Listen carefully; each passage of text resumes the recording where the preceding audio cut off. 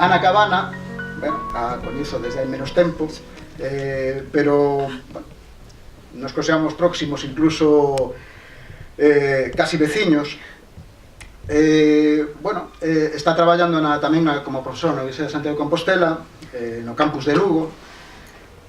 Fundamentalmente, bueno, pues leva traballado sobre a conflictividade social, pois na posguerra, na longa posguerra, especialmente nas formas de, no que son as formas de resistencia cotiá, que son aquelas que son máis, digamos, máis aptas e máis frecuentas en contextos de réximes autoritarios, como o caso da dictadura franquista. E, bueno, pois tamén, polo que teño visto nos últimos tempos, pois está preocupada pola introducción dunha perspectiva de xénero e do papel das mulleres nese mismo contexto de resistencia cotiá, onde sempre o seu papel foi moi importante. Bueno, estamos aquí para presentar dous libros publicados o ano pasado. Bueno, nos lo van a enseñar. Bueno, que son a historia da Guerra Civil contada por dos hermanas, Memorias de Golpe, Revolución e Guerra. Se trata dunha coidada e moi documentada, tamén prolixa. É difícil non perderse a veces nos parentescos, amistades, etc. De dúas persoas. Por unha parte son unhas memorias reescritas, reelaboradas posteriormente á guerra, de Carlota García del Real, que pasa a guerra na zona nacional, desde Panticosa ata Ribadeo, San Sebastián, bueno, pues na garda de encontrarse co seu marido, o que o golpe de Estado sorprende en Francia. E, por outro lado, o diario de guerra que elabora Carlota García del Real, a súa irmá en Madrid durante a guerra. A min, cando leín o libro, me recordaba unha escena que vivín tamén hai moitos anos a raíz dun curso sobre Santiago Casares Quiroga na Menéndez Pelayo, na Coruña. Como un provén de onde ven, de repente o curso era sobre Santiago Casares Quiroga e unha das xornadas estaba dedicada a súa filla, María Casares, a actriz. E de repente, nun contexto en que todos éramos mozos, rojeras e cousas destas, apareceron un montón de señoronas da Coruña, que para mí resultou un espectáculo chamativo. Dice, estas señoras que pintan aquí, Casares Quiroga, un rojo, un tipo arrancado do libro de registro do Registro Civil da Coruña, do registro do libro de abogados, e de repente estas señoras que ti esperas que son señoras que veñen de saída de misa prácticamente, pois aparecen ali e empezan a recordar e a falar das súas historias de María Casares cando era pequena na Coruña, da súa irmá. E a verdade é que a conclusión que saca un pouco do libro é precisamente esa recuperación de un certo grupo social que, como di Tito na introducción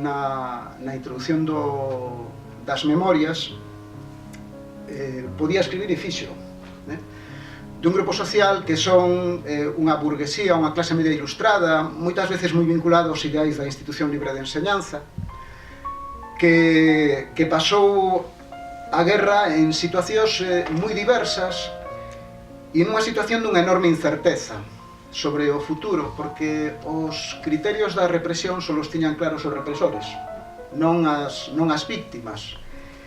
E un pensa, pois, por que José Miñones foi executado e, sin embargo, Bonenburger non, cando Bonenburger era o secretario personal de Casares Quiroga.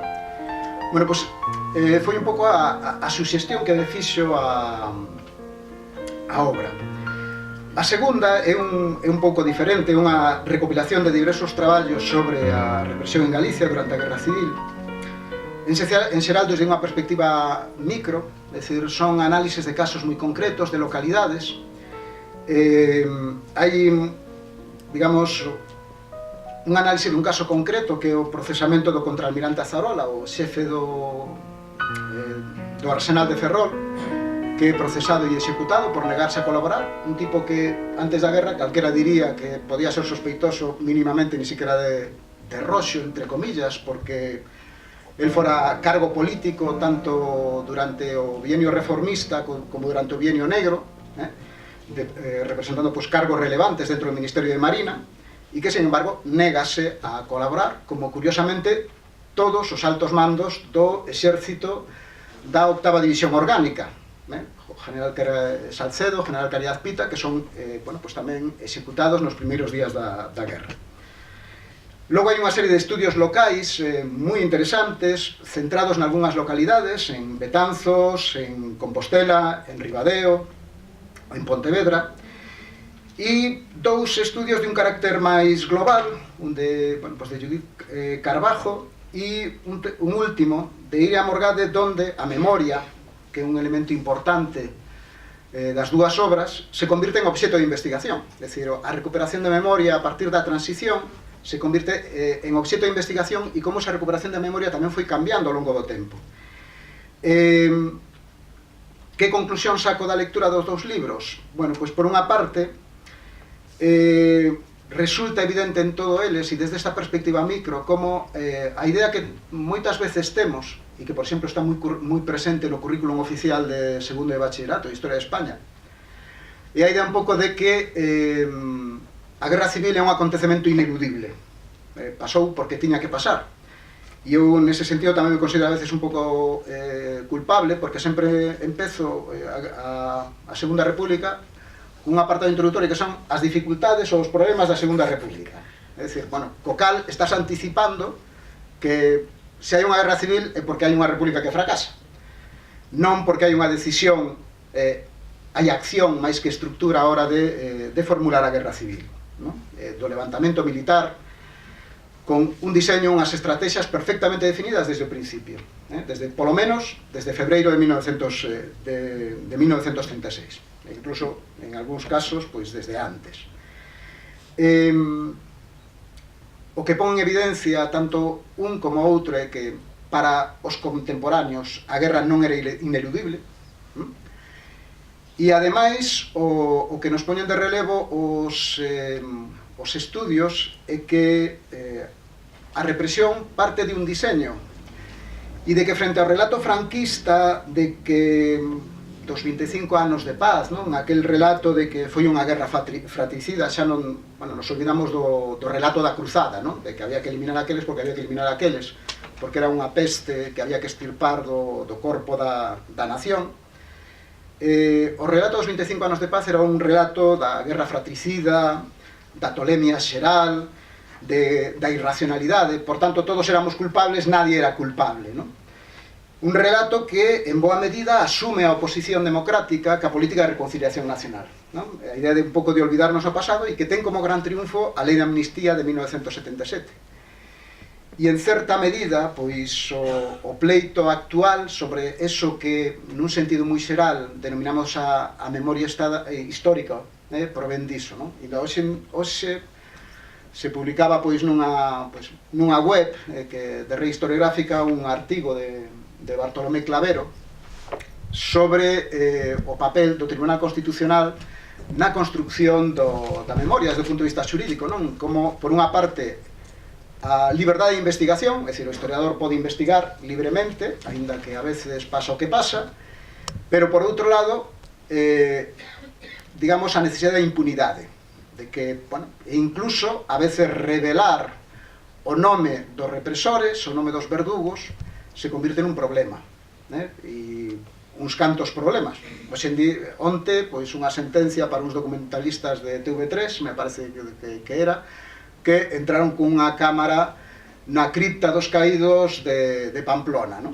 É dicir, e supostamente por violación de secreto. Todo o mundo sabe quen está ali, e desde cando, non? Bueno, pois, solo para presentar, quería deixar así estas pequenas notas sobre, bueno, pues, a impresión que me producen os libros. Podría falar probablemente moito máis, pero igual no turno de preguntas e tal, pois igual dá ocasión. Bueno, por se alguén ten interés no libro, pois están, bueno, pues, a librería Biblos aquí para aqueles que desexen adquirilo e que o firmen os autores. O autor, perdón. Bueno, quen empezar? Que vai agora? Ana, a ver, se non rompemos nada. A min hoxe me incluso sin este, perdón. Que non sei se me ve, porque isto é altísimo. Estou sufrindo realmente porque son baixiña para isto. Bueno, eu quería agradecer a oportunidade de acudir a esta presentación, non? Isto é Ramón Villares, que foi mestre aquí dos tres, non? Sempre dicía, ir a unha presentación dun libro é como apadriñar un bebé, non? Para presentalo en sociedade, non? Entón sempre é un gusto que un chamen para estas cousas. Ademais, a min esta presentación permitiume vir ao Lucus Augusti, un edificio ben emblemático de Lugo no que eu só estuvera unha vez e estuvera con nocturnidade e alevosía. Eu vin aquí un concerto de SES. Fui o único polo que entrei pola porta neste instituto. Entón, agora, de diurno e sin alevosía, pois dame gusto tamén poder entrar neste centro, non? Bueno, teño que reconocer que para min é tremendamente difícil, é unha labor ingrata, certamente, presentar un libro, non?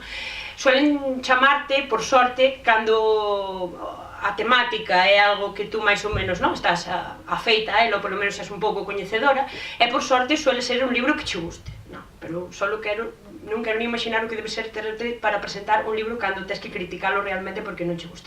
Non é o caso. Pero neste caso, os libros que temos aquí son libros feitos por moitos compañeiros e compañeiras miñas, e ambos con un nombre na portada que é o de Lourenzo Fernández Prieto, aquí presente, que é o meu xefe. É así, sí. Xefe en todos os ámbitos da miña vida. El dirixiu a miña tese, el foi director do meu departamento, el é o investigador principal do meu grupo de investigación, el foi vicerreitor na universidade na que traballo, e así un largo etcétera de cargos que ostenta, no que me convirten nunha subordinada. Entón, neste sentido, non é tampouco fácil estar aquí encima, non. Neste sentido, eu creo que se non estuvera ele presente ou aquí, sería máis eloxiosa do que vou ser, porque certamente é un pouco así unha sensación de pudor, de falar así de alguén que efectivamente exerce potestas e autoritas sobre unha, non? E despois teño tamén esta sobre sensación de que veño aquí é máis ou menos para que vostedes se animen a ler o libro. Isto é así. Entón teño que dicir algo, pero non o suficiente como para desentralar a historia, non? Alerta spoiler. Entón tampouco sei hasta que punto entrar nun contido para, o xusto punto de equilibrio para facerlles ver que interesante esta lectura, pero non sabemos o que pasou ao final. Estou nese punto. O que creo moi conveniente é telo feito aquí, certamente, eu creo que temos que agradecer moito ao profesor Heroes, facelo nun instituto, porque moitas veces, non sei se Tito está de acordo, profesores universitarios e profesores de instituto funcionamos como astros en órbitas tremendamente cercanas, se supón, paralelas, pero que nunca intersecan. É dicir, non temos moitos ámbitos, moitos espazos nos que falar, nos que compartir, cando certamente debera ser un must, unha obrigación para nós, pero non é. Entón, neste sentido, é moi agradable encontrar uns espacios donde mirarnos a cara e donde falar, donde intersecar. E por outra parte tamén me parecía moi interesante facelo nun instituto, porque eu supoño, estas caras novas así o indican, que hai público que definimos como cautivo, que é un profesor que vos obliga a vir, un profesor que vos obliga a vir, somos moi conscientes, eu fago diario, gracias por obligaros a vir, non pasa nada. Se o que prometeron era mentira, se aprobado en historia non va a suceder desta maneira, pero pareceme moi interesante porque normalmente cando vemos estas estadísticas, estes datos que dan de que os rapaces e rapaces en España ou en Galicia en xeral, canxe que cumplen os 15 deixan de ler, con lo cual todos os aquí presentes non ledes, según a estadística, non ledes nada.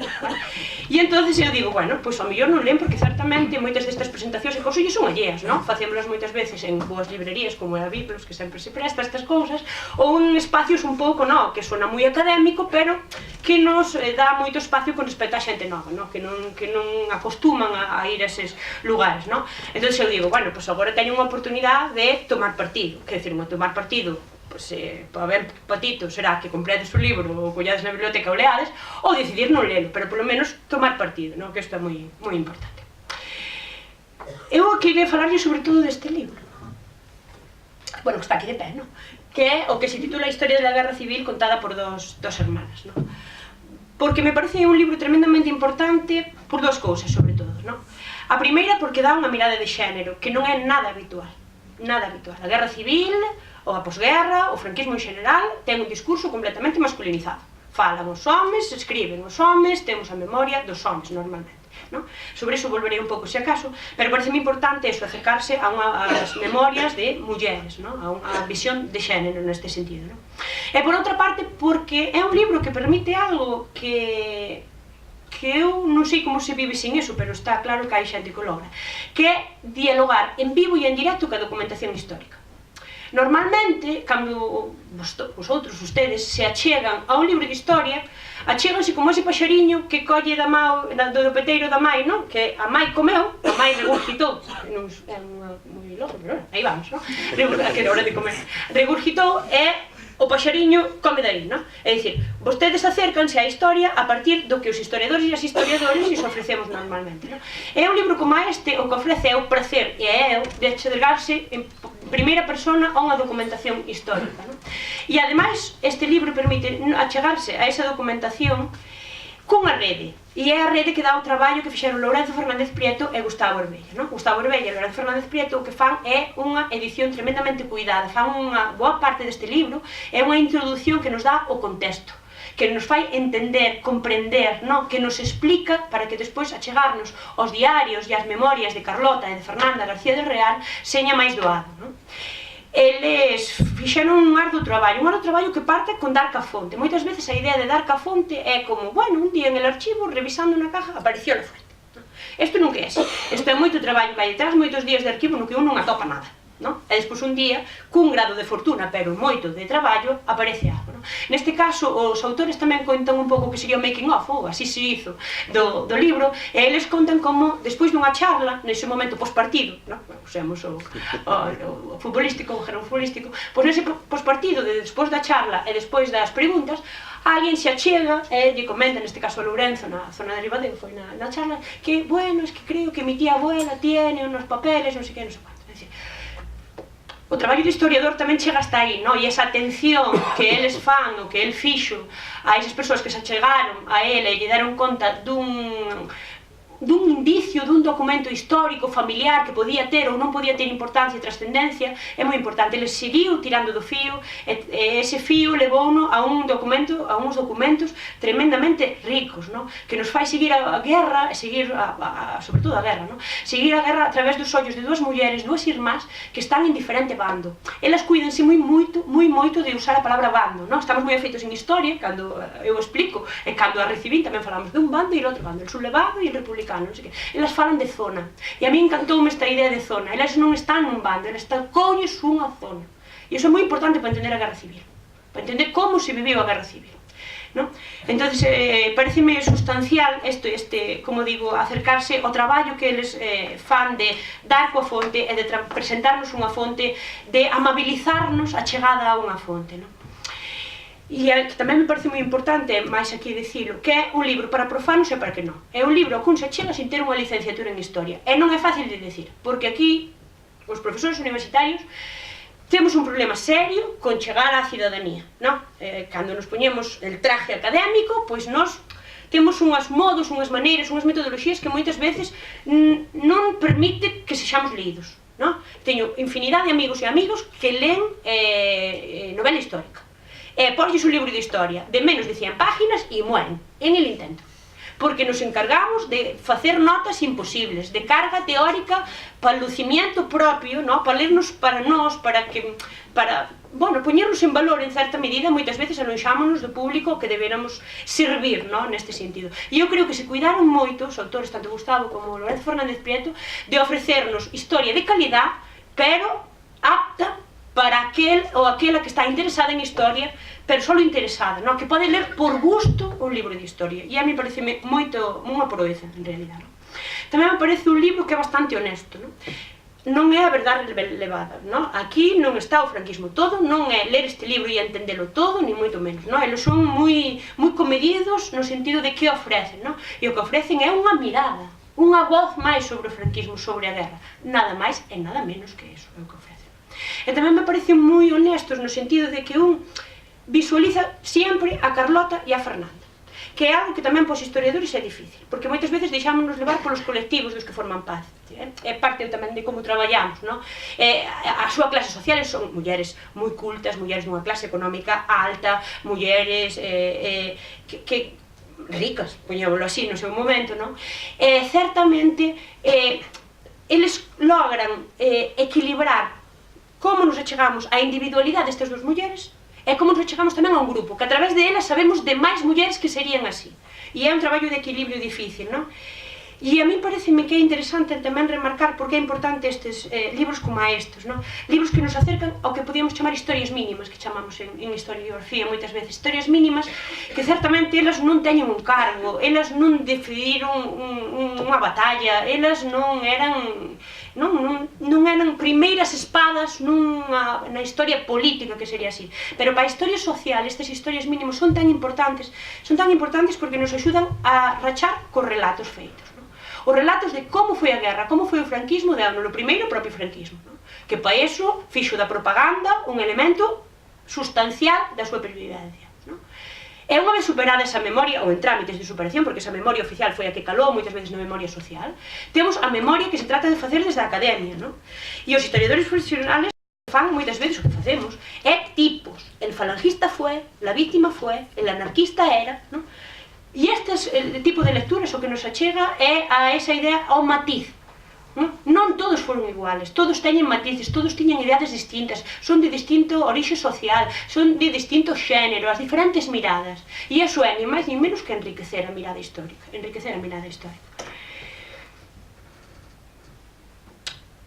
Son mulleres tremendamente interesantes, tanto Carlota García del Real como Fernanda, García del Real igualmente, pero son irmás, evidentemente, porque viven a guerra en diferentes zonas, na zona sublevada, na que ganou os sublevados, que deron un golpe de estado inmediatamente, e outros na zona republicana.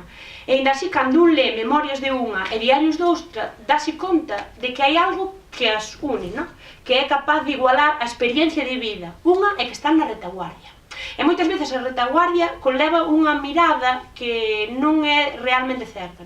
Os estudios, moitas deles gracias a Lorenzo Fernández Preto, que dirixiu moitas teses, moitos traballos, ou el mismo de maneira individual traballou neso, axudounos a perfilar moi ben a idea de retaguardia. Moitas veces temos na cabeza, onde houve frente, todo o mundo temos claro que en Cataluña, que na batalla do Ebro, que en Madrid o frente levou unha violencia sin igual, encarnizada.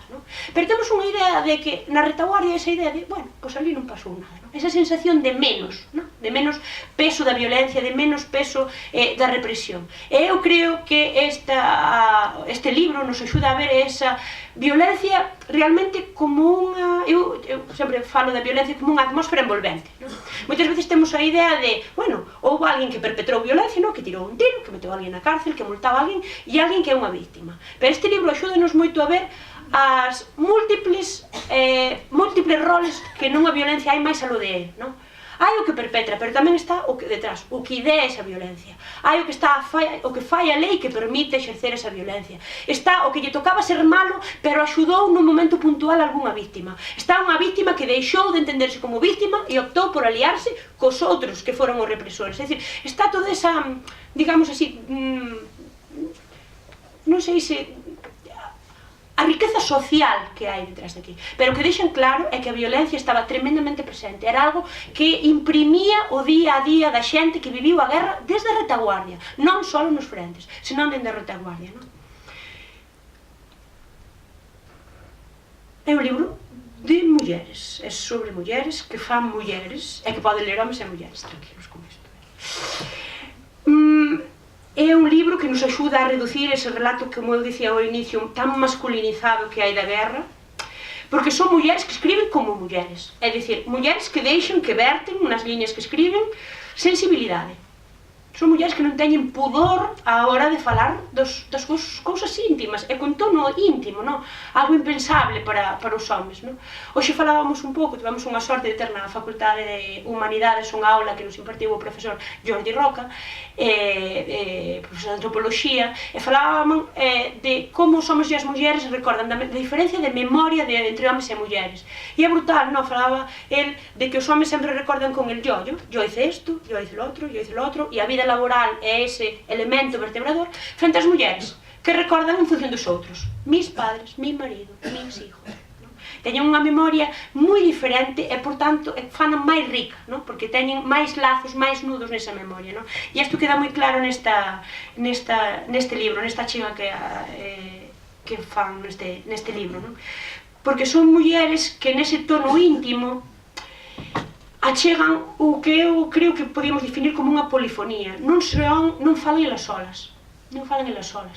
Deixan oír a señora que traballa na súa casa, deixan oír as primas, deixan oír as veciñas, deixan oír os amigos dos fillos. É dicir, é unha maneira de acercarse a elas e ao que elas viviron, pero que deixa trascender máis personaxes, os secundarios, que diríamos, de calquera novela ou de calquera película, non? Está moi presente. Elas reproducen o discurso propio, pero deixan espacio á reproducción das palabras dos outros, non? E iso fai moi rico, non? E como dicía, son mulleres que deixan moi aberto o íntimo, que falan moito de amor. Falan moito de amor, é un amor que elas deixan ver en dous elementos fundamentales, que é a perenne preocupación que estas mulleres tuveron día tras día na guerra. Por si, polos maridos, polos cuñados, polos fillos, polos veciños novamente, non? Unha preocupación perenne. E igualmente pola oferta de cuidados. Son mulleres abertas ao cuidado e á preocupación por unha rede social enorme, non? E eu creo que neso sí que é unha feminidade que se desprende das lecturas dos seus diarios e nas súas memorias. Pero, ollo, son mulleres que por deixar este tono íntimo nos seus escritos non deixan de ser un homo políticos. Usemos Aristóteles, a lo grande, vamos con Aristóteles, non? Elas saben de política, elas falan de política, elas saben como vai a guerra, entenden o que está pasando, falan do que pasa nas embaixadas. Estábamos falando de clase, xa lles digo, alta, mulleres politizadas na República, estamos falando de un grupo moi específico, pero elas falan de política, elas saben de política, elas tratan a política, non? E a política, a alta política, se vamos a definirlo con tal, non?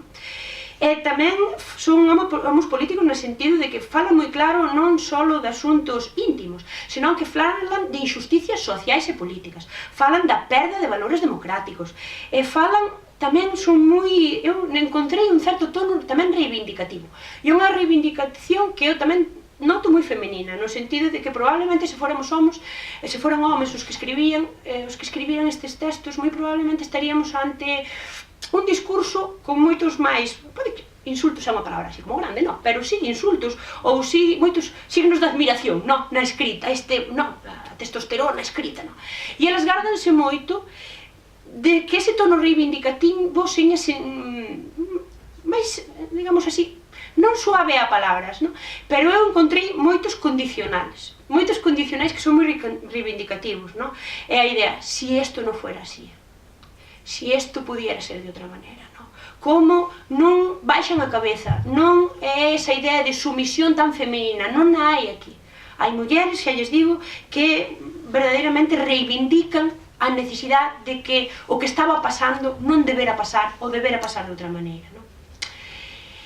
Eu entendo que elas escriben diarios e memorias, e durante moito tempo eu vivín convencida absolutamente, de que eso era algo que eu escribía pa sí. Non, algo que tú escribes, esa compulsión, falan os escritores moitas veces, non, a compulsión. Necesitei unha compulsión, escribín e cerrei nun caixón eses folios co meu escrito, non? E é unha falacia, e os filólogos teñen moi estudiado esta parte, non? As memorias e os eventos son claramente eventos comunicativos, case cartas. Un non escribe pa sí. Pode que inconscientemente pense que está escribindo pa sí, pero a realidade é que cando un escribe, cando un colle, fai un acto de escritura, o que faino para os demais.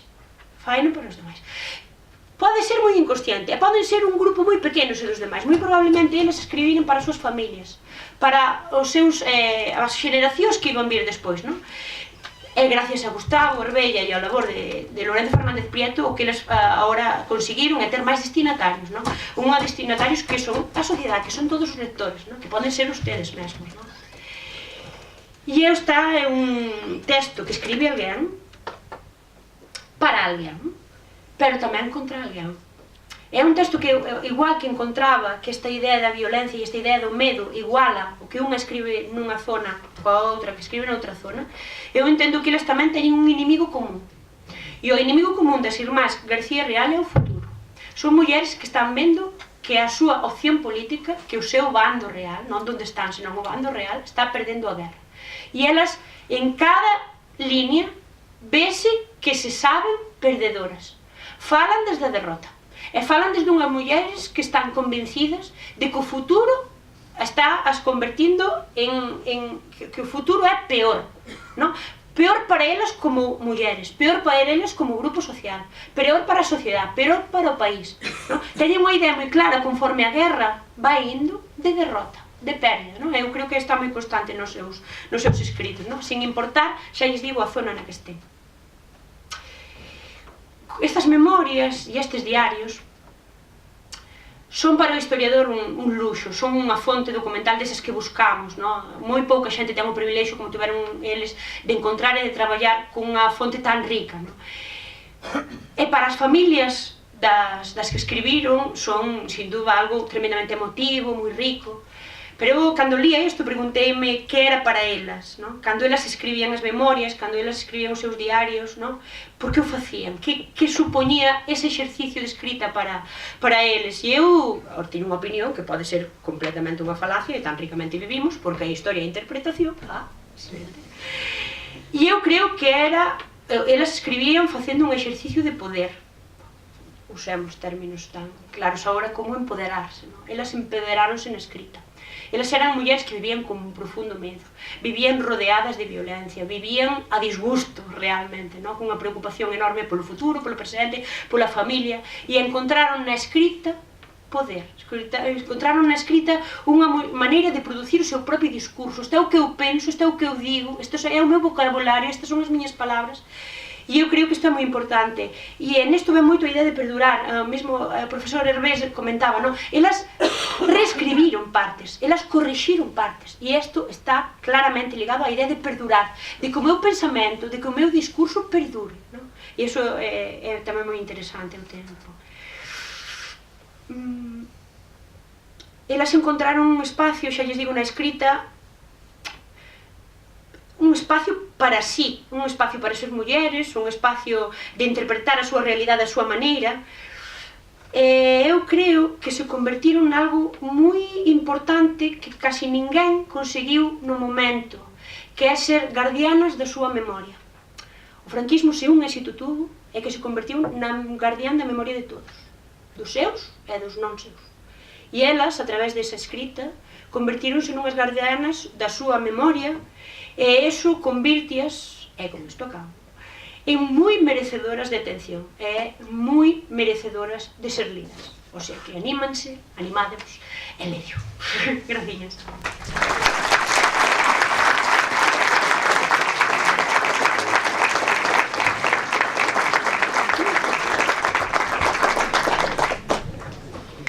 Bueno, pois moi boa tarde. Pola miña parte, escollo o que vou dicir e empezo por dicir que disculpen, porque rematei as clases en Santiago, vin todo rápido que puiden, pero non din feito máis. Sinto ter chegado tarde e agradezo moito a todos e a todas os asistentes e, por suposto, ao meu amigo Enrique Hervés e a miña Ana ter organizado isto e ao departamento seminario, non? De Xeografía e Historia deste instituto, que é unha institución en si mesmo, non? E no que tamén estou encantado de estar hoxe, porque nin siquiera viñera a un concerto de SES. O sea, creo que é a primeira vez que veño aquí. E que, por certo, tamén tuvo moito que ver e tamén foi un lugar de algo no 36. Pero deso non vamos falar, así quedalles a vostedes e sobre todo os estudantes e as estudantes para averiguar de que foi o sitio isto no 36. Porque hoxe as cousas teñen un significado, pero naquele momento tiñan outro. E iso xustamente é o que... iso é a historia. É dicir, o cambio de significado dos espacios, dos nomes, das persoas e das cousas. Bueno, eu escollín para decir aquilo que me parecía que iba a permitir despois, ou que vai permitir despois dialogar máis, non? E intentarei ser todo breve que poida. Non sabemos nada do pasado, pero eso é normal, porque non vivimos o presente, por lo tanto non podemos saber nada do pasado. Todo o que nos chega do pasado, cheganos interferido, interpretado, escollido, cambiado, e do pasado de golpe, guerra e dictadura, hai moitas razóns para non saber nada. Porque foi terrible, monstruoso, é mellor esquecelo. E estes dous libros intentan contar algo, pero un pouco, non? E teñen detrás, en parte xa se dixo, pero quero repetilo, por algo que vou dicir despois, teñen detrás moitos anos de investigación, non? Son libros colectivos, este facémolo entre Gustavo Orbella e máis eu, este facémolo entre un montón de persoas que ademais están desenvolvendo as súas teses de investigación e as súas teses que no futuro serán novos libros. Detrás está unha investigación de hai, que empezou hai 15 anos, 20 anos. Ana fixo a súa tese intentando saber algo do franquismo, que era o que queríamos nós. Daniel Lanero fixo a súa tese intentando saber algo do franquismo, porque o problema é que do franquismo non sabíamos nada. Pero logo nos demos conta que tampouco da guerra. E aquí o Enrique Herbés e eu traballábamos sobre o primeiro tercio do século XX, e deso algo demos sabido. Pero claro, había unha ruptura e despois xa non había máis nada que contar. O libro do noso mestre, que moitos coñecedes aquí, de Ramón Villares, sobre a propiedade da terra, empeza en 1500 e remata en 1936. Por qué? Porque todo o que ven despois, bueno, pois que memoria, esquecemento, violencia, dictadura que hai que superar. Bueno, pero hoxe xa pasaron 80 anos e polo tanto para nós é historia, e desde hai moito tempo para nós é historia. Nós non fixemos a guerra, non vivimos a guerra, a maioría de nós apenas vivimos o franquismo, a maioría de vós non o vivistes, polo tanto falamos de historia, e iso significa que descoñecemos o pasado. A parte da investigación de Ana, de Daniel Lanero e de moitos outros, tuvemos un proxecto que creo que foi mencionado, que podedes consultar na rede, que se chama Noves e Voces, no que traballamos durante 8 anos e reunimos un montón de información que hasta a nós mesmos nos asombrou. E a raíz dese proxecto, no que en rede temos o nome e a peripecia de 15.000 víctimas, dos cales máis de 5.000 foron asesinados ou paseados, incluyen tamén algunhas mulleres, pero non moitas, porque hasta eso chegaba o patriarcalismo. Había outras formas, sin necesidade de matalas, non? Sobre ese proxecto desenvolvemos outro proxecto que se chamou Soldados, co que tamén algo tuvo que ver Ana, que deu lugar a algunha tese de doutoramento en marcha e algunha que se acabou, sobre algo que tamén non sabíamos nada, ainda que todo o mundo quería saber algo, porque, en fin, a mí morreu un tío avó na guerra, tuve outro avó que escapou da guerra, todos temos historias de guerra, pero que sabemos da guerra? Que sabemos da xente que foi á guerra? O máis importante, foi porque quixo ou foi porque a levaron? Que eran as dúbidas que había nas casas e nos contos da aldea, non? Bueno, todo o mundo decía levaron a guerra, foi á guerra. Poucas veces oín decir, foi encantado. Non sei se vostedes o escuitaron. Houbo quen foi encantado, pero anos despois non o dixo. E en todo caso, a cuestión é saber canto se como e por qué. Logo, desde hai uns anos, temos unha investigación ademais en sí mesmo sobre a guerra. A miña compañeira de despacho e a miña compañeira de feito académica, que é Aurora Artiaga, leva traballando sobre arquivos militares e sobre voluntarios e sobre contingentes militares desde hai moito tempo. Publicamos máis cousas e decidimos facer estes dous libros porque había que empezar a contar algo máis. Sobre o libro da historia contada por dúas mulleres non vou contar máis, porque creo que máis do que contou Ana é millor, é imposible.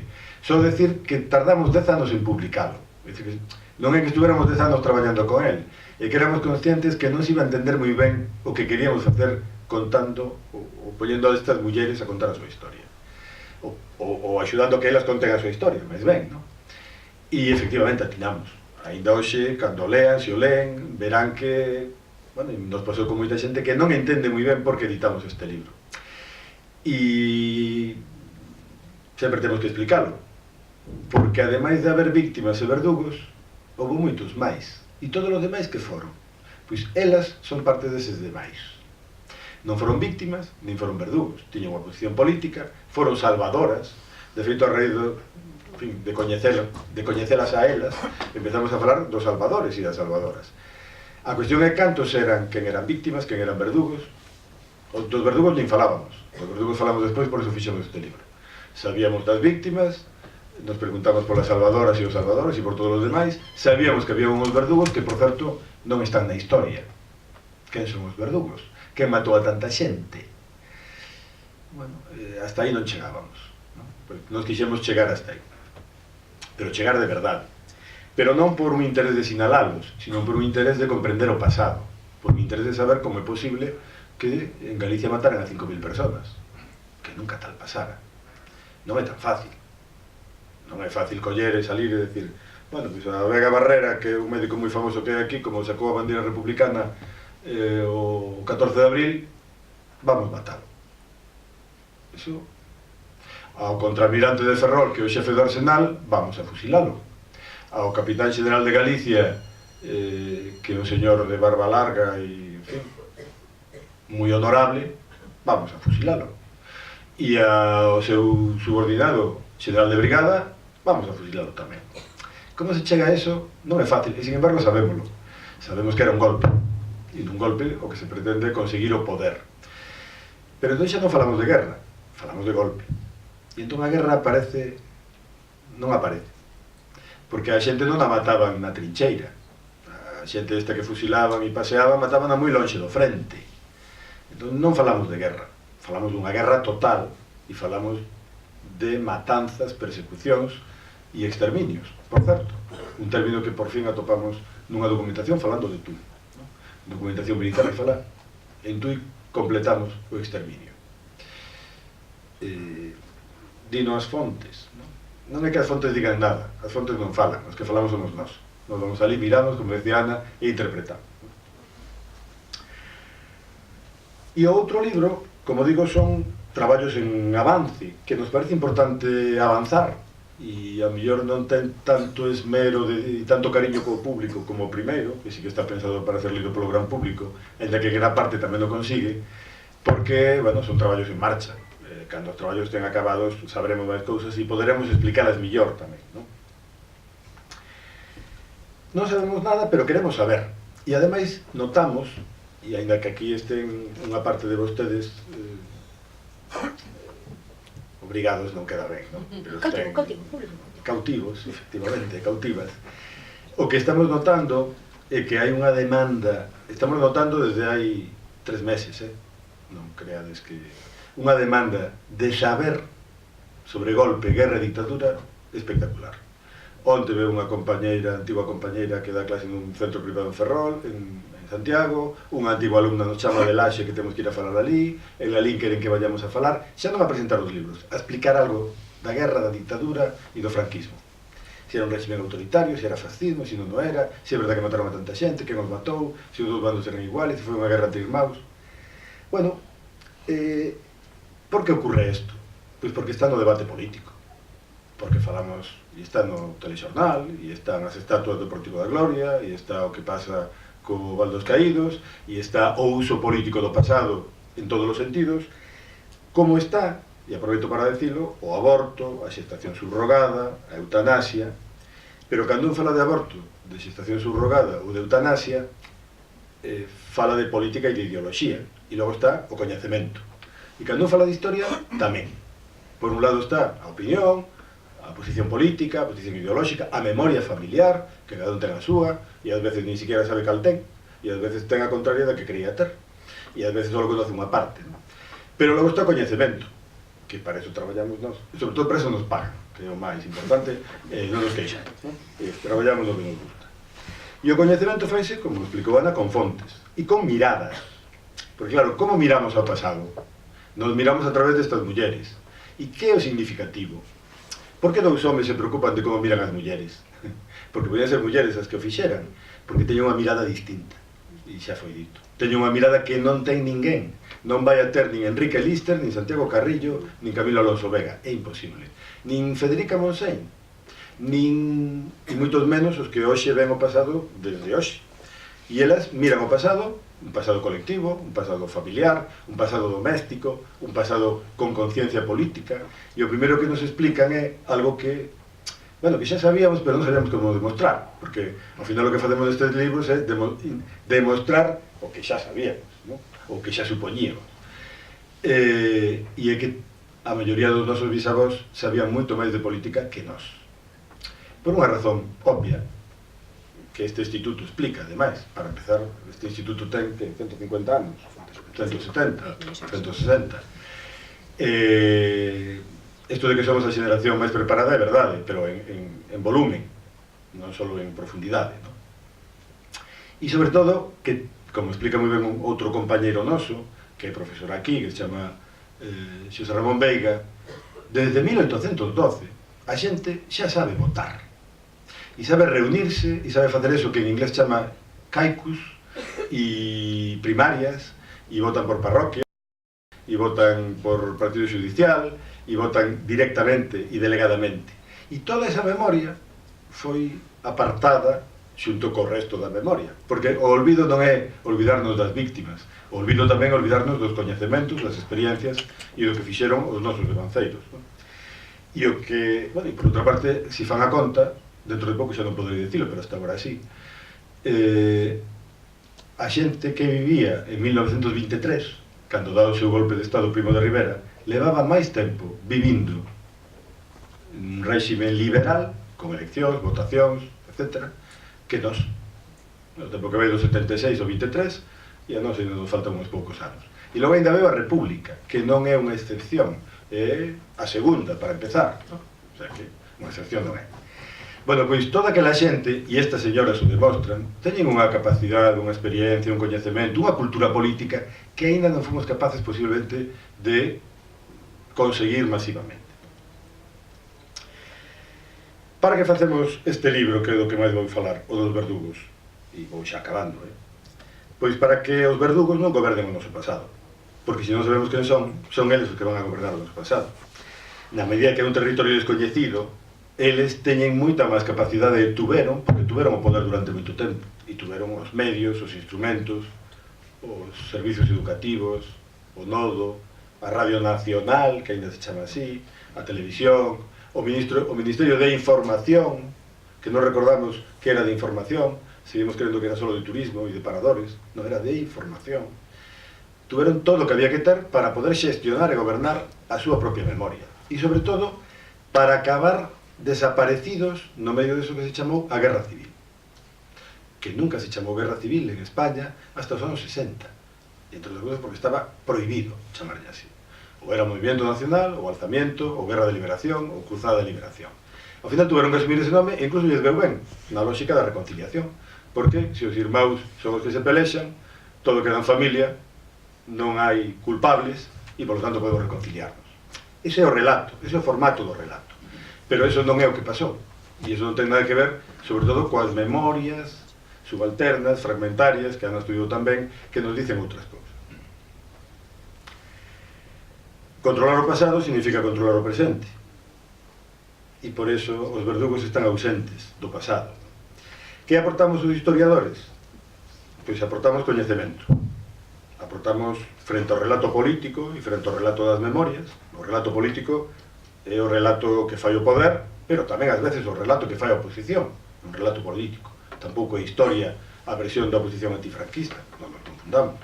Simplemente é unha forma de contar o pasado. Frente a eso, nos intentamos unha resposta rigurosa, basada en fontes e, sobre todo, verosímil, contrastable e criticable e discutible, pero fundamentada. A eso me refiro con coñecemento, non opinable, sino discutible, que non é o mesmo, como supoño que lles explica en clase. E, sobre todo, intentamos facelo con independencia de criterio. Claro, con independencia de criterio que nos permita o presente, porque en este libro hai cousas que non lle gustan ao partido P, nin á familia F, nin ao meu amigo M. Por qué? Pois porque aquí aparecen cousas que sabíamos, porque todo o mundo sabía.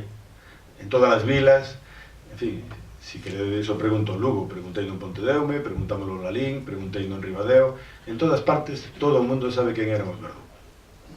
Todo o mundo. Con un error do 10%.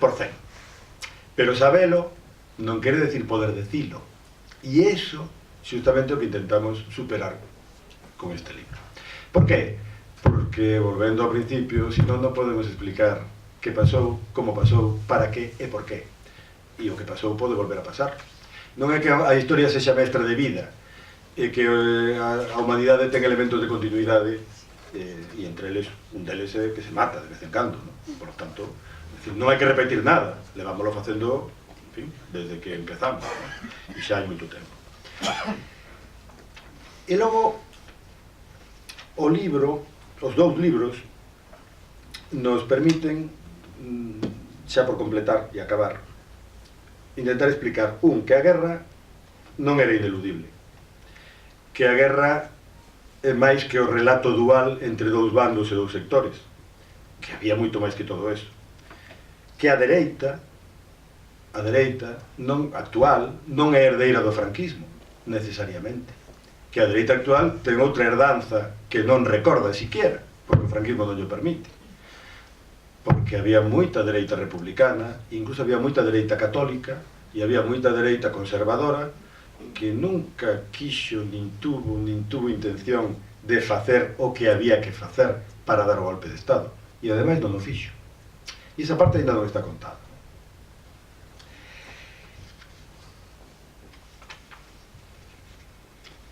E que ademais fomos precoces, porque a matanza que se produce en España é moi anterior á matanza que se produce en Europa, e só é posterior á matanza que se produce en Armenia. E aquí non entro na consideración xurídica de xenocidio ou non xenocidio, eso nos dá igual, porque a nosa mirada non é moral nin é xurídica, non vai a ter consecuencias xurídicas, por eso podemos escribir este libro. Nin debe de ter consecuencias xurídicas, estamos falando de pasado. En fin, podemos falar se Felipe II fixo ben ou mal, pero é pasado.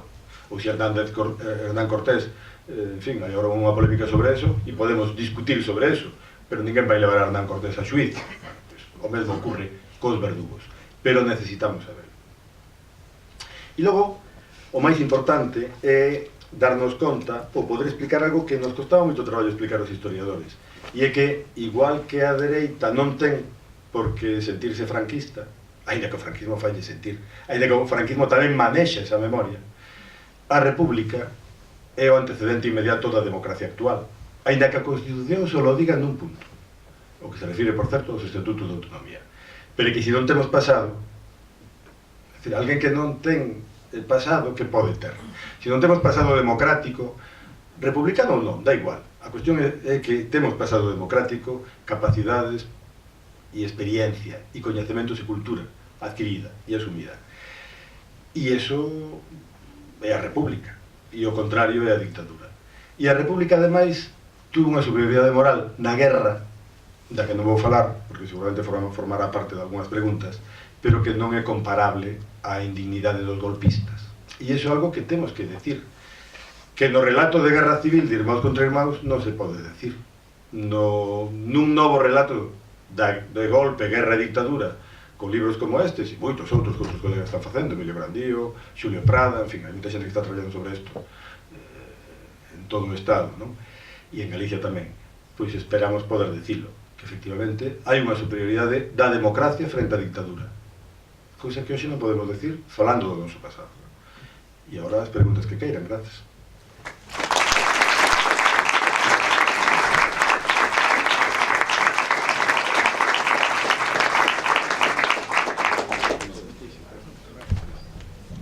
Si aqueles que queiran intervir, pues levantan a man ou simplemente pues proxecten a súa potente voz cara aquí.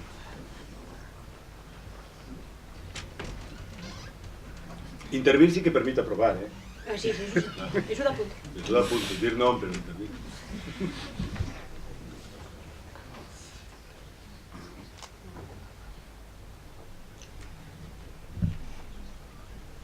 Vamos de monedores.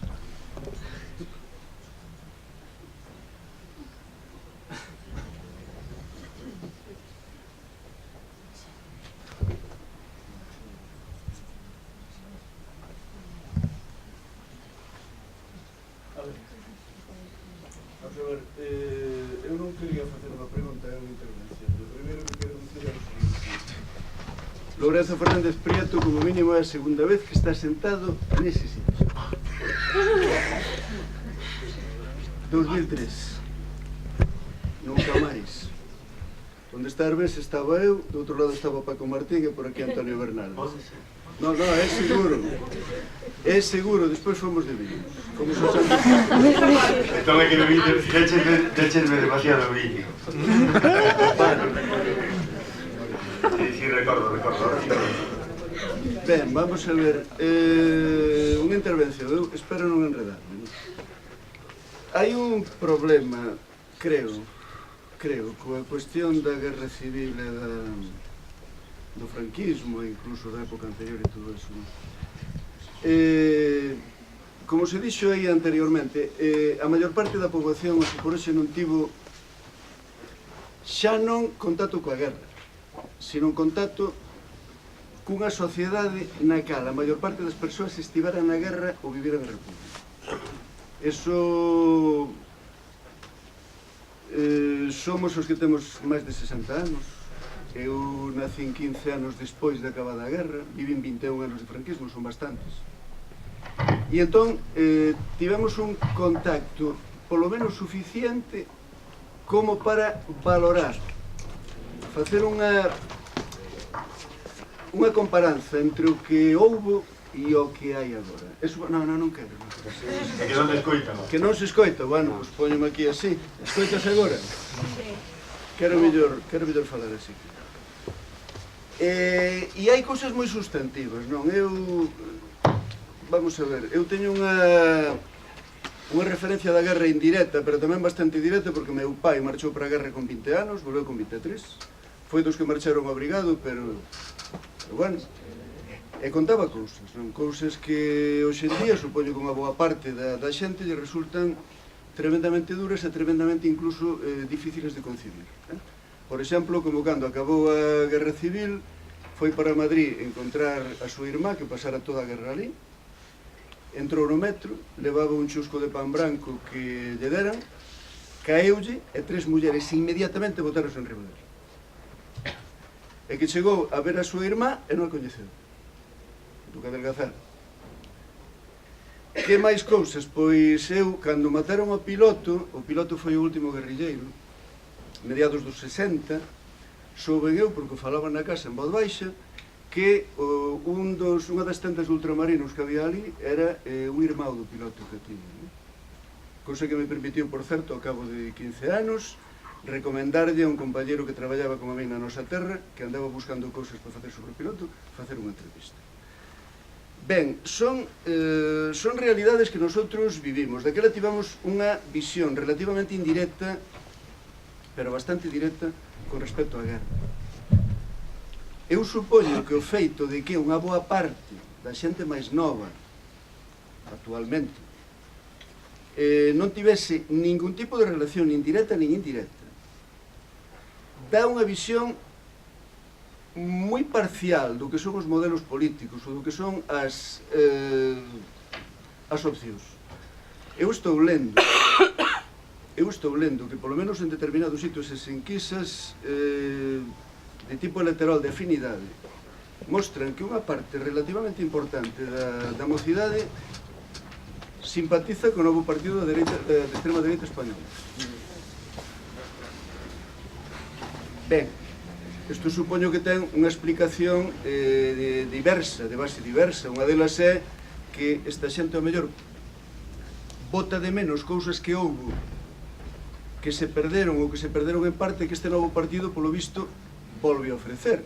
Pero tamén, por outra banda, debe estar, creo, espero, o feito de que o que teñen non ten o contraste do que houve. Eu non sei se se entende o que estou dicindo. En todo caso, a onde vamos parar? Porque hai que parar. Suscribo o que decía Ana Cabano ao empezo de todo, que efectivamente estas obras de historia, non li ningún dos libros, de momento, agradecese moito que teñan un ton divulgativo, descargadas de aparello crítico, e que efectivamente se poidan ler non como un conto, porque non é un conto, pero si dunha maneira medianamente amena. Punto.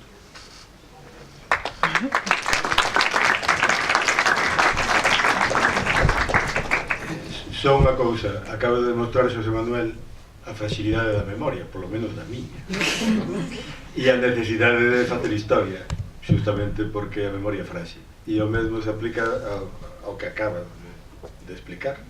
E justamente eu creo que esa demanda da que falaba dos meus colegas de instituto e dos profesores de historia que coñezo respecto do que están vendo nas aulas ten que ver exactamente con eso que ti acabas de indicar, porque cando aparece o asunto, o que sexa, referido a aquel momento, a xente fala del, e o problema é como con que se fundamenta e que sabe, non? Que sabe de bioloxía cando fala dunha cousa, o que sabe de xeomorfoloxía cando fala doutra, o que sabe do pasado cando fala desto. E o problema é que non é que a sociedade non nos saiba, é que nós mesmos, como historiadores, o que estamos intentando explicar é que nós descoñecemos ese pasado, non? E ese pasado nos rodea. Ti falas do irmão do piloto e me viña a cabeza pois un alumno de aquí de Lugo, de aí uns 6 ou 7 anos, que resulta que era tío, sobrinho neto de alguén que viviu en Lugo todos os anos 40, 50, 60, 70, morreu a principios dos 80, nunha compañía de seguros, e que era un dos guardias de asalto que estaba na camioneta na que mataron a Carlos Sotelo. E que ademais, bueno, hai reportaxes sobre él, porque estuvo prisioneiro despois e en alguna revista falanxista saliu. Quer dizer, que é o que quero decir con isto que é un pasado que temos absolutamente arredor de nós e metido dentro de nós, pero dunha forma tan fragmentaria como o meu esquecemento respecto a que xa estuvera aquí. Pois, recórdose, malamente. Máis preguntas? Ou internet? Eu, polo contrario do que digo a persoa que falou antes, non teño ni idea, son neta de un paseado. Na miña casa nunca se falou do que sucedeu, nunca. E cando comezou o cambio de sistema, pois comenzaron as folgas, a min colleume estudiando a carreira. E como delegada de curso tiven que informar dunha folga que se facía. E recordo as palabras de meu pai, cando yo comentei, que me dice: non te metas nesas cousas. E miña nai, que foi a quen mataron o pai, pois ata 2 anos antes de morrer, o seña fai 5 ou 6 anos, nunca me comentou nada ata ese momento que dixo, un día falando, non sei por que xurdiu, e dice: non sabes o que é sentirse discriminada na escola, que cando compraban unha corda a mí non me deixaban saltar con ela por ser filla de quen era. Entón, eu esas vivencias non as tiven, pero a min ese comentario que fixo miña nai nese momento marcoume de tal xeito que digo, que pasaría que eu descoñezo? Porque todo o que nos contan, contan desde un punto de vista nomais, non contan dende outro punto de vista. Entón, por eso me parecen interesantes todos estes libros.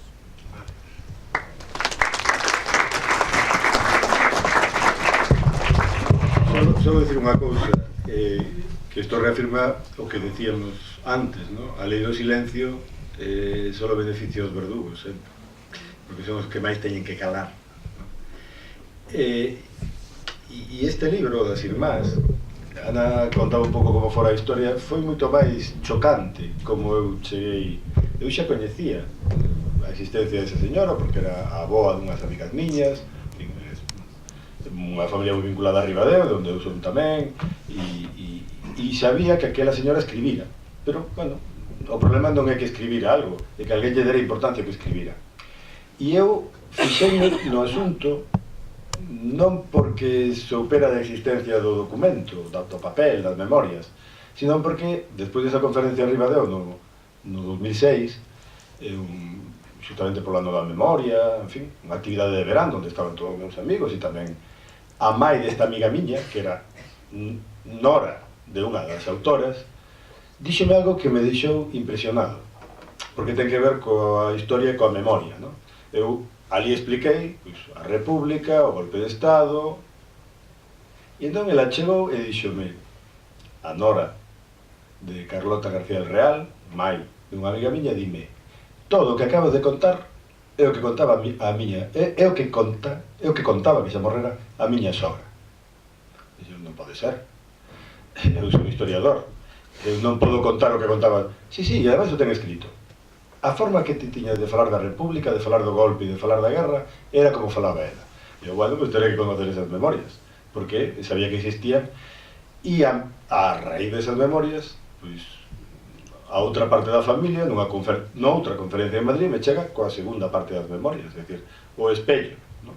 E iso que xa me obligou, por eso tardei 10 anos, porque en realidade non sabía como manexar, aparte que é complicado, anda que traballa con estas cousas, o sabe, non? Incluso pensei en pedir auxilio, non? Porque era complicado manexar a memoria privada de dúas mulleres que non falaban na linguaxe na que falan nin os homes, nin os militares, nin os políticos, nin os xornalistas, e, bueno, había que facer unha transferencia de... había que traducir demasiadas cousas para intentar entender que era o que querían decir, e sobre todo para que hoxe se entenda o que querían decir. Ao final, a conclusión foi fácil, porque ten que ver con isto que acabas de decir. No fondo, o que elas contaban era o mismo que nos contaban ou non nos contaban nas casas. Era exactamente o mesmo. Solo que elas escribían porque sabían escribir, quixeron escribir, por certo, non porque non é unha corrección, é un diálogo, non porque quixeran facer un acto de empoderamento, non, porque elas xa estaban empoderadas, porque elas eran unhas mulleres con moito poder e con moita conciencia de poder, que ademais, dime conta, cando presentamos o libro, os seus netos decían, por fin as entendemos, porque nós creímos que eran unhas frívolas, as dúas. Porque claro, elas falaban sin encomendarse a ninguén. Lles daba igual que houbera adiante un general que houbera adiante un capitán. Efectivamente, porque viñan de unha clase alta, xente con moito diñeiro, que pasaron unha situación moi complicada e que por algunha razón, que eso sí que tiña que ver co seu propio carácter, nunca... Bueno, minto. Tamén aquí hai unha diferencia. A que pasou a guerra en Madrid nunca máis volveu a falar de política. A que pasou a guerra en Ribadeo, León, Salamanca, Donosti, sí. E iso marca absolutamente a diferencia entre os vencedores e os vencidos. Pensando os o mesmo, sendo da mesma familia, tendo a mesma educación, o que as diferenciou foi a vivencia. Radicalmente. Radicalmente. E esa, digamos, o que se aprecia moi ben é cal é a actitude e o futuro de vida do vencido e a actitude e o futuro de vida da vencedora. Ainda non querendo selo,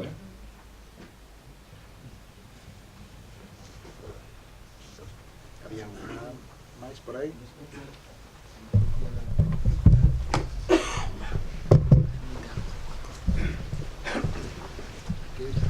Agradecer que es muy importante estas cosas porque la gente en realidad lo que tenía es miedo, no es olvido, la gente recordaba. Miedo a contarlo nada más. Mi madre tiene 80 años, le ocurrió algo parecido a lo que le ocurrió a la señora esta. Le dieron las cartas de Burgos de mi abuelo, unas estampitas, vieron que eran de Burgos las monjas, se las quitaron y la echaron de colegio. Así. Cosas así. Entonces, a raíz de que empezó esto de la salir a la televisión, lo que usted está diciendo hace poquito, en mi casa no sabías, ¿no? Contaban de que escuchaba Radio Pirinaica, que muy bajito, que no se oía y había un tío en la puerta mirando que no pasaba por la calle, no va a ser el demonio. Y ellos empezaron a hablar cada vez más. Yo que soy su hijo, mi abuelo murió cuando era joven, no supe casi nada de eso. Y él empezó a hablar a mí de ahora, cada vez que la junta se empieza a hablar y empieza a contarte un poquito más, se va soltando. Entonces, estas cosas son importantes para que haya memoria y que la gente sepa que no tampoco fue como nos lo contaron, ¿no? Como dicen que fue. Nada más eso.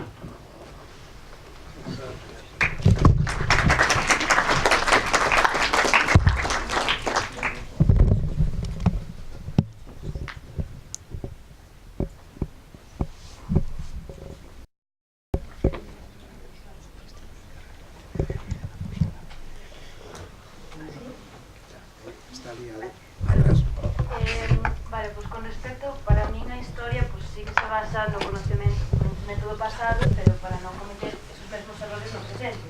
Entonces, si todos somos conscientes de todos os malos sucesos que se viviron na Guerra Civil, despois na dictadura, en todo eso, por que actualmente se está dando este auxe da extrema dereita, que, bueno, en partidos políticos, que xa hai un que consigue os canchos e tal, se hai alguna razón histórica, porque España sí que nas clases de Enrique podemos ver como España defínese por un paso adelante e outro atrás, non?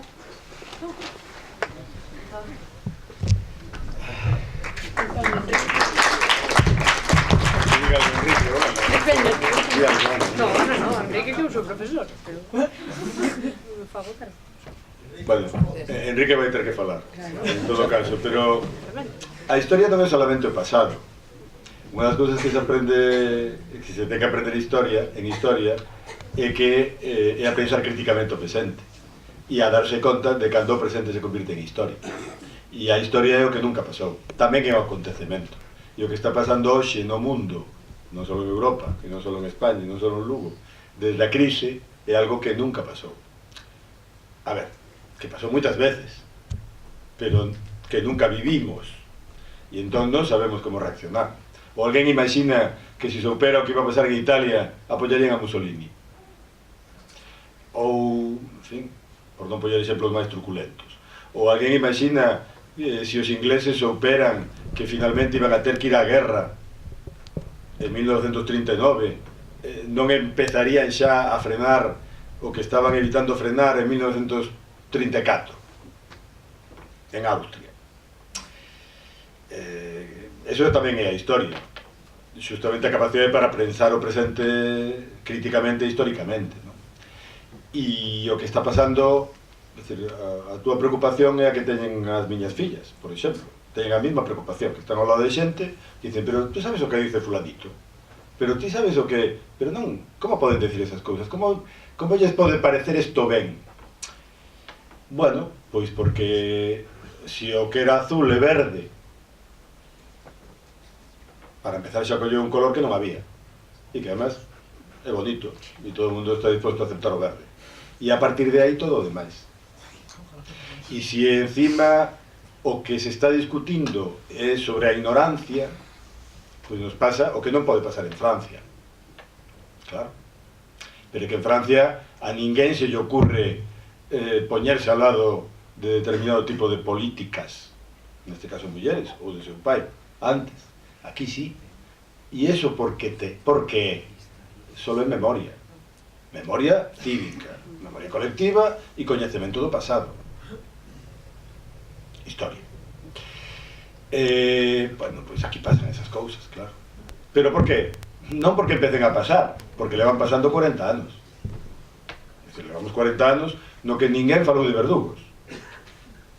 Nós tampouco, es decir, ninguén. Porque era complexo, bueno, porque eu fui a un xuicio no ano 2006 de un colega que traballaba con nós en Nomes e Voces e que tuvo que ir a... Bueno, foi denunciado por citar o nome dunha persoa que matara a outras. E encima era unha persoa que xa morrera. Co cal, digamos, a memoria hérdase. Bueno, todo eso que nos pasou e o que nos está pasando. E justamente a única forma de... O único que nos fai libre é a verdade. Mas que ás veces a verdade é complicada. Porque neste libro hai pai de amigos meus. Vale? En concreto o pai dun amigo meu e o pai dunha amiga miña. E, bueno, non sei se os viron, pero están aí. E os pasados son diferentes do que creemos. É dicir, que o avó de Mariano Rajoy nos pode caer ben ou mal, pero o avó de Mariano Rajoy era un profesor da Universidade de Santiago que foi expulsado e nunca máis lle permitiron volver. Eso cambia ou non, simplemente nos di algo respecto de pasados confusos, non? E o avó e o pai de Javier Pradera, que morreu hai pouco, e que ou de Sánchez Ferlosio, que tamén acaba de morrer, foron dirixentes falanxistas, pero nazis, non? Un deles además fusilado, outro non. Bueno, asumir o pasado significa asumir todo o pasado. E a cuestión é que non queremos asumilo, non? Cando eu entrevisto en Nomes e Voces a un dirixente guerrilleiro que morreu pouco despois, bueno, ainda viviu un tempo, non? Que vivía na Habana, Moncho, comandante da agrupación pasionaria, que estuvo na guerrilla, lle chamaban tamén o Moreno de Gandarío, porque era de Gandarío, ainda que a familia era de San Cibrao. Estuvo no monte dirixindo a guerrilla hasta no 53. Claro, a testemunha del con 89 anos, pois, libre, pois é moi contradictoria con moitas cousas que creemos e sabemos, non? Cando explica como tuvo que axusticiar pois, a confidentes, ou facer isto, ou facer outro, non? Bueno, é dicir, o pasado hai que collelo enteiro, porque se o collemos por anacos, enteiro na súa complexidade, porque todos non o podemos saber, non?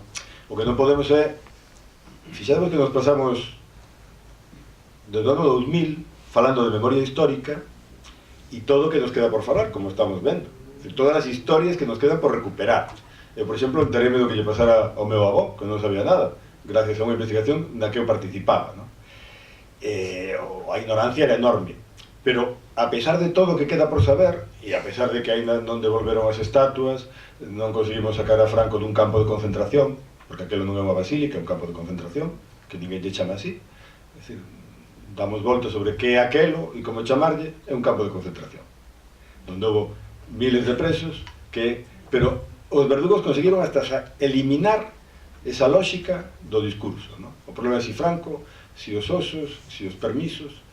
Bueno, pues en eso estamos, es decir, estamos gestionando demasiada ignorancia, y colectiva, propia incluida, ¿no? Y demasiado descoñecemento. Y en esa de ignorancia, pues pasan estas cousas que a ti te preocupan, precisamente. E como se cura? Con coñecemento. Porque o coñecemento fai nos libres, non o traballo, que era o que decía dos campos de concentración. O traballo fai vos libres. Aquí hai outra pregunta. Sí, bueno, mi pregunta... Aquí non dixo nada.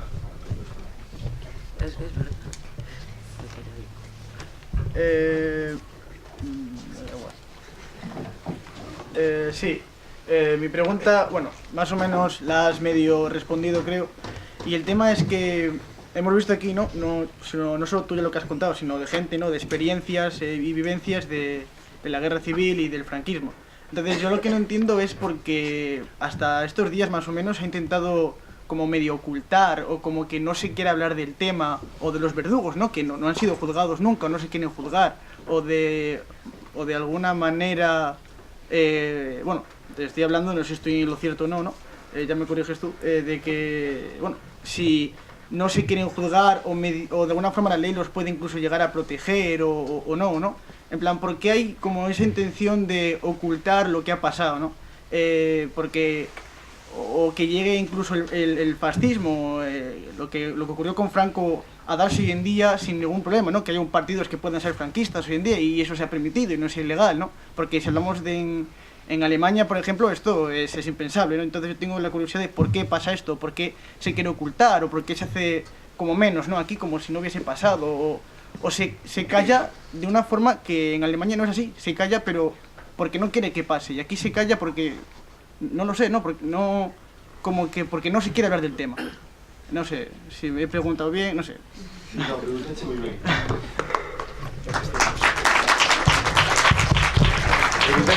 Preguntaste de maravilla.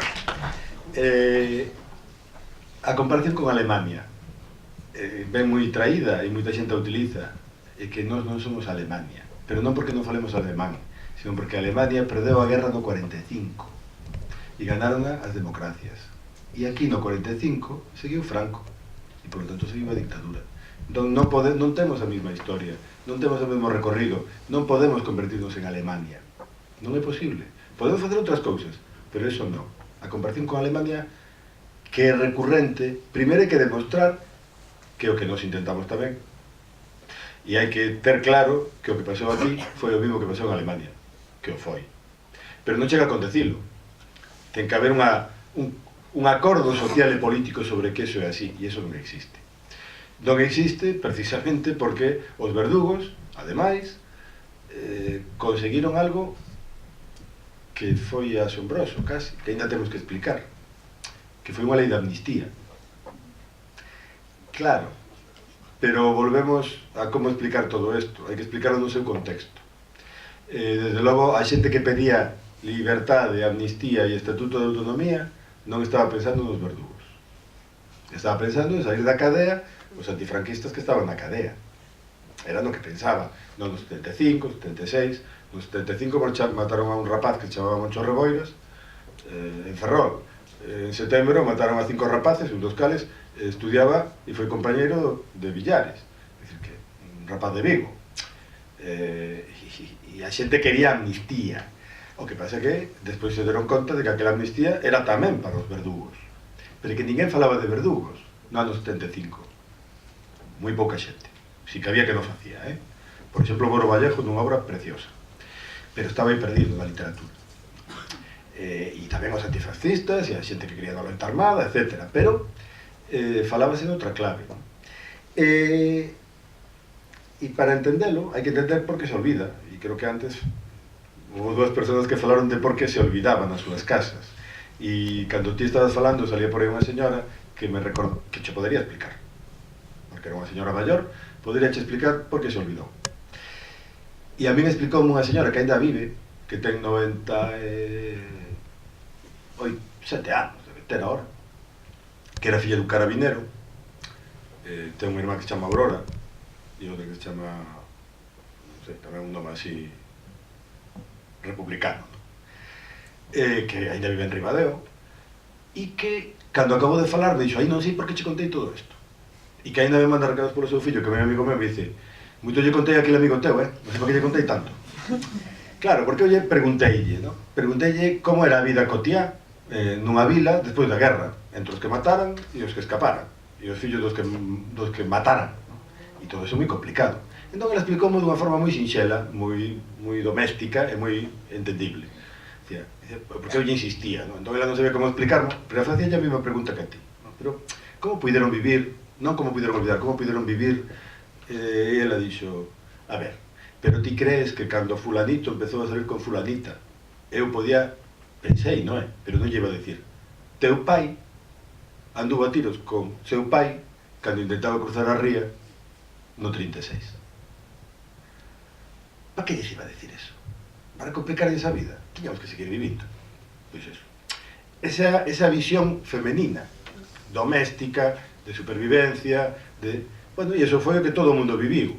O que pasa que iso é contradictorio co que queremos que ocurra agora, que é, pues, non queremos ir tendo un dictador no Val dos Caídos, non queremos ir ter que ver un campo de concentración de republicanos a Francia, porque en España non hai ningún, houve 300 e non temos ningún convertido en centro de interpretación.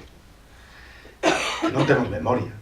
Queremos cambiar eso. Queremos comportarnos como se isto fora Alemania. E eu aplaudo eso. Pero temos que entender por que non. E ese é o problema. Bueno, eu tive unha compañeira cando traballaba en Santiago que era profesora de alemán, chamábase Ingeborg. Ingeborg recordaba o proceso de desnazificación en Alemania e contábame como iban, cada vez que asistían a algunha das sesións, sempre estaba aterrorizada. E dice, por qué? Dice, normalmente o que ponían eran documentais da liberación dos campos de prisioneiros, algunhas imaxes dos xuizos de Nuremberg, pero non dos grandes factotums do partido nazi, sino de xente de segunda, terceira fila, etc. Dice, todos agardábamos, íbamos aterrorizados porque todos agardábamos encontrarnos a noso pai, porque ela tiña algúns anos máis que a mí, debe estar xubilada neste momento, e ela agardaba que o seu pai, o seu tío, o seu avó aparecesen ali. E digamos que aquí o temor é outro, non?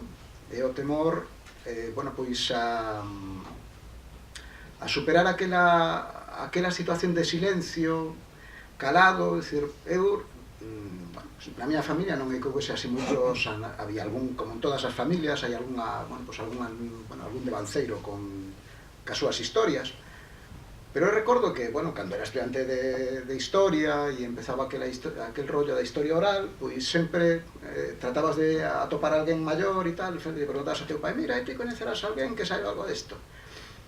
E estou falando dos anos 80, non estou falando do 70 algo e tal. E recordo como era todo, eu non vou falar porque aquí hai quen me quere mal. Ou ese que está aí enfrente, conozco un caso dun mestre, non? Me decía, ese que está aí enfrente, Ese foi o que paseou o alcalde, todavía ten o reloxo del. E tú decías, esto non pode ser. Logo preguntabas en casa que nadie te decía nada sobre o asunto e te decían, sí, Roberto foi así, ten un nome, e además é tío de un famoso tertuliano homónimo. Entonces, todo este tipo de historias eran difíciles de desvelar. Te contabas, o tío Santiago estuvo no comité revolucionario gubernamental, que se chamaba do Pobo, pero me enterei no funeral do meu avó. Es decir, todo o mundo estábamos en confianza e de repente empezaron a falar os vellos. Pero fora dese ámbito nadie contaba nada. Es decir, hai dos traballos que aparecen no segundo libro, fala dese sentimento de culpabilidade colectiva, de, bueno, non vai a ser que atopemos o que non queremos atopar, non? E esa suma de faltas de memoria, de esquecementos, de agachar as cousas, en boa medida o que se está pagando.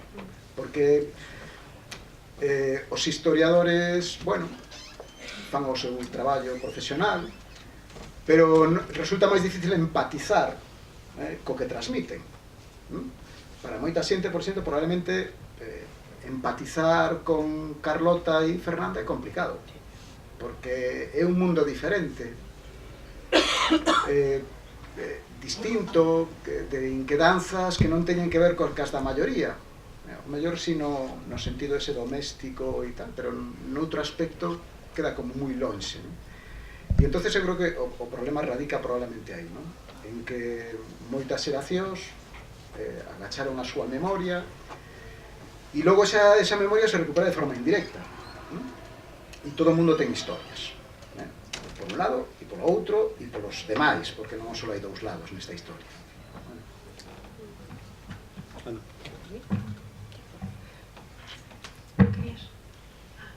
No, solo unha reflexión e unha pregunta a resultar do que dixo aquí o rapaz este e do que comentaras ti do Val dos Caídos, no? E na intervención tamén te referiches a eso, no? Antes na República existía unha dereita liberal, democrática, moderna, europea. No franquismo esa dereita non sufriu demasiados problemas. En ocasións tamén se exiliaron e en outras ocasións pues, se souberon reciclar. Hai fotografías deste instituto cando se inauguraron que con todas as autoridades, persoas vestidas de maneira militar con abrigos longos, que hai xente que os ve reflectidos nas películas de nazis e tal, aparece, e daquela era ministro, Ruy Jiménez. Ruy Jiménez era, naqueles momentos, aínda seguramente non, pero cando se produciu a democracia, encabezou un partido demócrata cristiano. É dicir, unha dereita católica, tamén liberal, tamén moderna, non tivo demasiado éxito, e despois os seus acólitos acabaron máis ou menos no Partido Popular. Durante moito tempo nos pareceu que o Partido Popular era unha dereita extrema. Despois nos preguntamos onde estaba a extrema dereita española e decíamos, bueno, está claro, está no Partido Popular. Ahora xa sabemos onde está a dereita extrema. Saliu do Partido Popular. E a resultar de todo isto que se está montando no Val dos Caídos, a pregunta sería, desde o punto de vista do historiador profesional e entendendo tamén que a historia ten que servir non somente para analizar o pasado, que está moi ben, sino para interpretar críticamente o presente e incluso lanzalo, quizáis, ao futuro. Donde está agora? Esa dereita liberal moderna non aparece. Partidos que se reclaman como tales, centristas, modernos, liberais, tiñan aí unha ocasión perfecta precisamente para rachar co franquismo, para sacar a carta de presentación e presentarse como unha dereita equiparable a europea. Se equiparan en todos os aspectos, pero exactamente no único que diversen es na condena tallante do franquismo. Sempre miran para outro lado. Están aí? Ou están en algún partido socialista obrero español? No, digo porque algúns cargos do Partido Socialista, precisamente polos problemas co nacionalismo catalán e a relación con Podemos e tal, de repente, por problemas éticos, abandonan o partido, abandonan os cargos e rápidamente buscan a Cubillo. Ui, cantas cousas, que interesante. Vaya.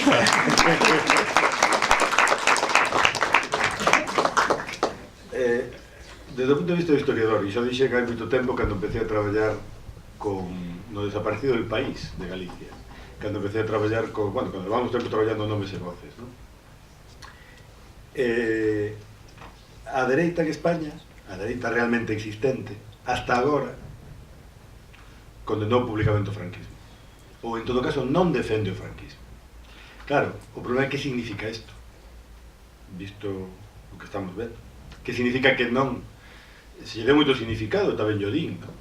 Pero, por eso empecé dicindo que xa dixera antes. Eu creo que o problema da dereita en España, desa dereita moderna, liberal, que podía haber, incluso que algúns creen que o son, é que está secuestrada pola memoria do franquismo. E son incapaces de disociar. O sea, a vez, dicen que está en contra da dictadura. A primeira condena do franquismo se produciu nun goberno de Aznar. Curiosamente, ao PSOE nunca se lle ocurrira. Utilizárono, antes de facer políticas de memoria, fixeron moita memoria coa política, todo o mundo. E entón, no momento en que gobernou Aznar, vamos a poñerlles un problema. E Aznar dixo, perfecto, condenamos o franquismo. E a dictadura e todas as dictaduras. E esa condena formal non significa nada, porque non nos amaña o problema do Val dos Caídos. O sea, cando chegamos á hora da verdade, cando aparecen os problemas e aparece esa memoria franquista da dereita. Claro, a pregunta está, incluso a referencia a Luis Jiménez é moi interesante.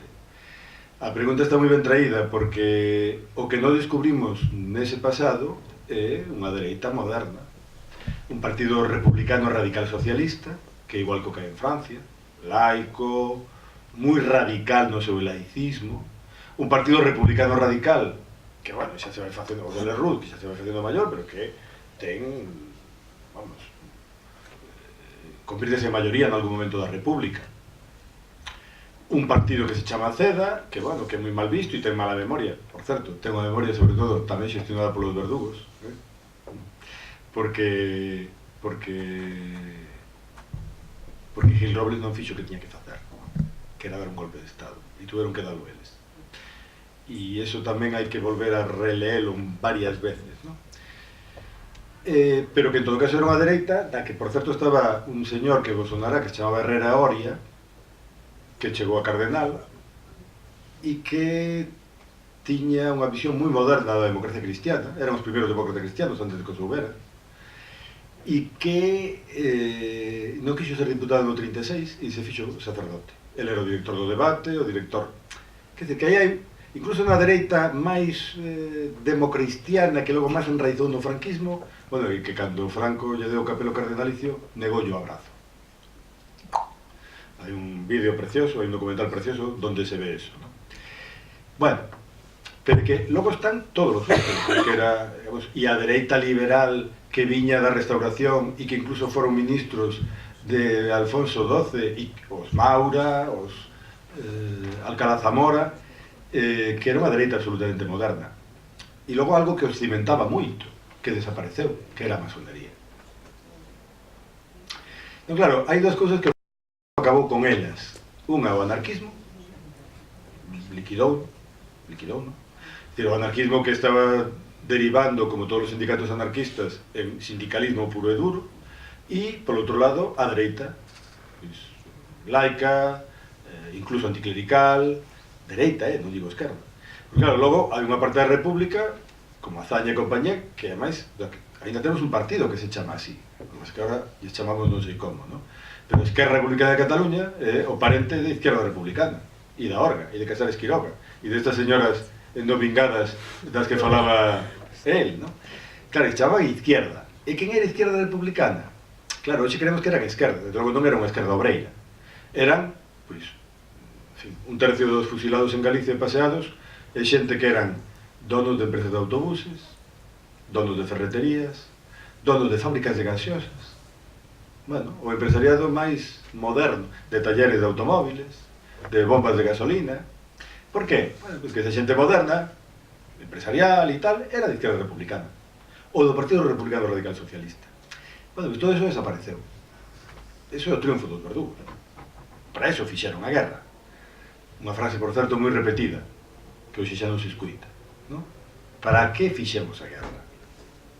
Para que salga Nadiuska desnuda en televisión? Decías ainda no ano 77.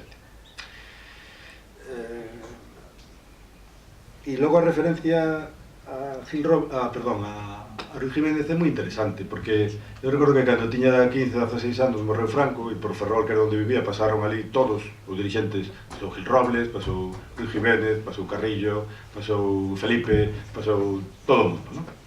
Por Lugo tamén. Pois eu recordo que aquel señor me entusiasmaba, porque falaba tan ben, pero non vexas o tempo que tardei a memoria. Eu nací no 61, e aquel señor deixara de ser ministro no 55, no 56. E a mí ninguén me dixera que aquel señor fora ministro de Franco. Era un tipo que falaba bárbaro, que dirixía un partido que chamaba Izquierda Democrática, que dirixía unha revista que se chamaba Cuadernos para el Diálogo, la creme da intelectualidade antifranquista. Pois non, era franquismo. Claro, entón, o nivel de confusión que todos temos, de non delimitación, máis que de non delimitación, de claridade, non? Porque non pasa nada porque os franquistas se convertiran en antifranquistas, eso estuvo moi ben, pero temos que sabelo.